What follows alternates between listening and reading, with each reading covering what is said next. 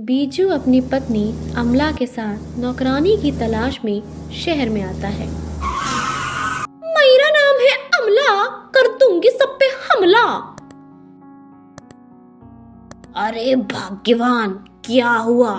क्यों मुझे डरा रही हो? नहीं जी, मैं हूँ रजनीकांत की फैन जी, इसलिए डायलॉग मारने की आदत है जी।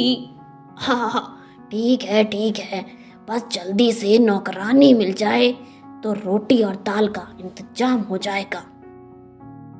बीजू पास की एक कॉलोनी में अमला के साथ रहने लगता है और जल्द ही बीजू को वृद्धाश्रम में नौकरी भी मिल जाती है। एक दिन बीजू ऐसे ही एक बुजुर्ग का बिस्तर ठीक कर रहा था, तब मनोज नाम का एक व्यक्ति गुस्से में बोलता है, अरे ओ, दिखता नहीं है क्या तुझे? मेरा बिस्तर ठीक से साफ कर। पता नहीं कैसे कैसे लोगों को रख लेते हैं काम पर, आता जाता कुछ नहीं है। बीजू शांति से उनकी बातें सुनता है और कहता है, अरे काका, आप गुस्सा मत करो, मैं अभी ठीक कर देता हूँ। बीजू बहुत अच्छे से दोबारा सफाई करता है, लेकिन मनोज अभी भी उस पर गुस्सा ही कर रहा होता है और अब मनोज रोज ही बीजू को कुछ ना कुछ गलती निकाल कर उसको डांटा करता था। एक दिन अमला बीजू से कहती है, अजय सुनिए, मैंने आपके लिए पकौड़े बनाए हैं। क्या बात है भाग्यवान, जल्दी से पैक कर दो। आज सच में अमला ने पकौड़ों का हमला कर दिया। बीजू आश्रम में पहुंच जाता है, जहां उसको पता लगता है कि मनोज काका की तबीयत बहुत खराब है और सुबह से उन्होंने कुछ खाया नहीं है। बीजू उनके पास जाता है। ले जाओ, नहीं खाना मुझे, ये बेस्वाद खाना नहीं खाना, रोज रोज ले आते हो। बीजू उन्हें प्यार से समझाता है, अरे काका, मैंने आपको आज ऐसी चीज खिलाता हूँ जिसके बाद आपका गुस्सा हवा हो जाएगा। बीजू जल्दी से अपना लंच खोलता है, पर मनोज चिढ़ते हुए जवाब देता है, अरे मुझे कुछ नहीं खाना, तेरे घर का मुझे कुछ नहीं खाना। मनोज को पकौड़े की खुशबू आ जाती है और वो जल्दी से पकौड़े निकालकर खा लेता है। अब मनोज स्वाद लेते हुए बोलता है, अरे वाह, पकौड़े तो बहुत स्वाद हैं, किसने बनाए? काका, मेरी घरवाली ने बनाए हैं। उस दिन से मनोज अब बीजू से अच्छे से बात करने लगा था। कुछ ही दिन हुए थे कि आश्रम में एक नोटिस आता है कि आश्रम को तोड़कर यहाँ मॉल बनाया जा रहा है और सभी को किसी दूसरी जगह भेज दिया जाएगा। मनोज की तबीयत और खराब हो रही थी। बीजू समझाते हुए मनोज से पूछता है, अरे काका, इतना परेशान क्यों हो? अरे हमारा घर छीन कर ये लोग यहाँ मॉल बनाएंगे। आज के जमाने में पैसे की कीमत है, इंसानों की कोई कीमत नहीं है। काका, ये मतलब की दुनिया है, आप आराम करो अब। मनोज दुखी मन से बोलता है, आज तक मैंने किसी के लिए कुछ अच्छा नहीं किया, लेकिन तूने मेरी बिना किसी मतलब से सेवा किस लिए है? क्यों की इतनी सेवा तूने? मैं तुझे अब एक कमाल की चीज देता हूँ। मनोज अपने सामान में से गंदी सी पोटली लेकर आता है और बीजू को दे देता है। बेटा ये ले, ये कमाल का पाउडर है। इस पाउडर को पानी में डाल दो तो ये गोल गोल पकौड़े बन जाते हैं। मैं जानता हूँ तुम सही इंसान हो और इसका इस्तेमाल दूसरों की मदद करने में ही करना। अब बीजू हंसते हुए पूछता है, काका, ये आप क्या बात कर रहे हो? पानी के पकौड़े जैसा कुछ होता है क्या? अरे हाँ बेटा, तू एक बार इसको पानी में डालकर खुद इसका जादू देख लेना। लेकिन ये जादू तब काम करेगा जब इसको डालने वाले इंसान ने उस दिन झूठ ना बोला हो और इसका एक मंत्र बोलना है, हो जा शुरू मेरे पानी के गुरु, हो जा शुरू मेरे पानी के गुरु।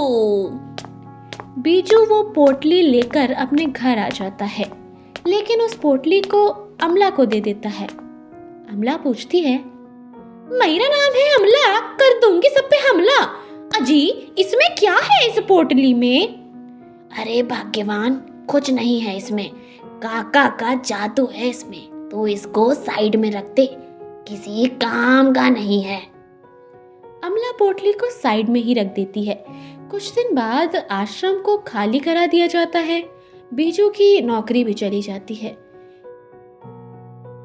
बीजू कई जगह कोशिश करता है लेकिन उसको नौकरी नहीं मिलती है। तो ऐसे ही एक दिन शाम में घर आता है बीजू और अमला पूछती है, आ गए आप? क्या हुआ, कोई नौकरी नहीं मिली? बीजू उदास मन से बोलता है, अरे नहीं, कोई भी मुझे काम नहीं दे रहा है। ऐसे कैसे चलेगा जी? 2 दिन हो गए हैं, आपने कुछ खाया भी नहीं है।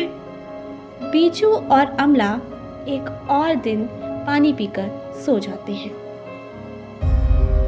अगले दिन बीजू की तबीयत खराब हो जाती है, इसलिए अमला बाहर कुछ खाने का लेने जाती है। उसको वहाँ एक भंडारा होता हुआ दिखाई देता है। अमला वहाँ से पूरी सब्जी लेकर घर आ रही होती है।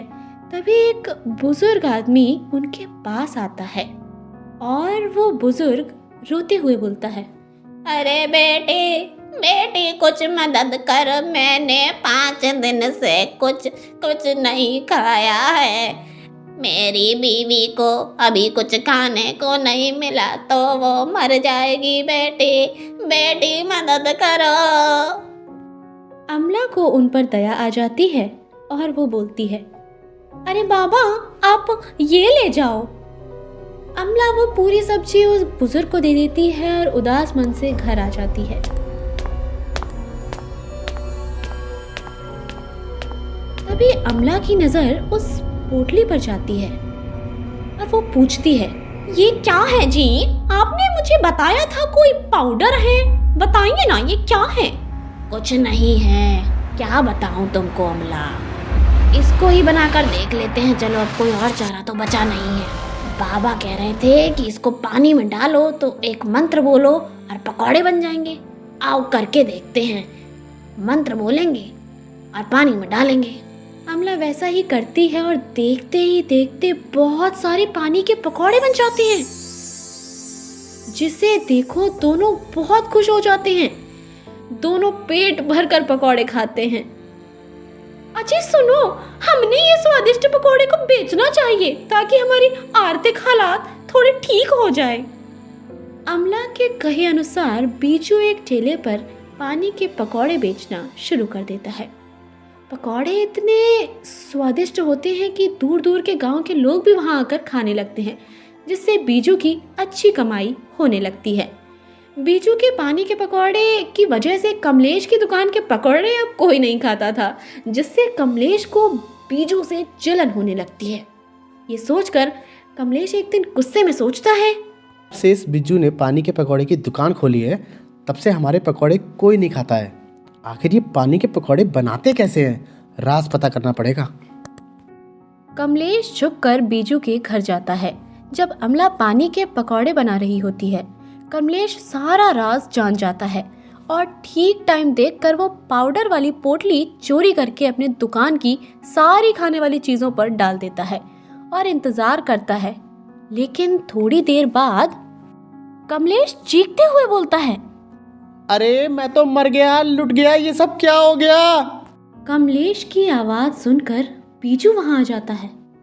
अरे क्या हुआ भैया, क्यों रो रहे हो? और आपकी दुकान का सामान सड़ कैसे गया? मुझे माफ़ करना बीजू भाई, मैंने लालच और जलन में आकर आपका पाउडर चोरी करके अपनी दुकान के सारे सामान पर डाल दिया था ताकि सारे तरीके के पकौड़े बन जाएं। लेकिन मेरा तो सारा सामान सड़ गया। मैंने मंत्र भी ठीक से बोला था। अरे कमलेश भाई, मंत्र से जरूरी है कि आपने पूरे दिन में झूठ ना बोला हो। बीजू अमला को लेकर आता है और उसके हाथ से पाउडर कमलेश की दुकान में डलवाता है, जिससे सारा सामान फिर से ठीक हो जाता है। वहीं दूसरी तरफ आश्रम में सारे बूढ़े लोग वापस आ जाते हैं और तब बीजू मनोज से मिलने वापस आश्रम जाता है। और काका कैसे हो? कैसा लग रहा है वापस आकर? बेटा ये जगह घर जैसी है, लेकिन मुझे लगा नहीं था कि मैं कभी यहाँ वापस आ पाऊंगा। तभी उस आश्रम का मालिक आता है और कहता है, काका, ये सब सिर्फ बीजू की वजह से हुआ है। उसने ही आश्रम की जगह को खरीद लिया ताकि आप लोग आराम से रह सको।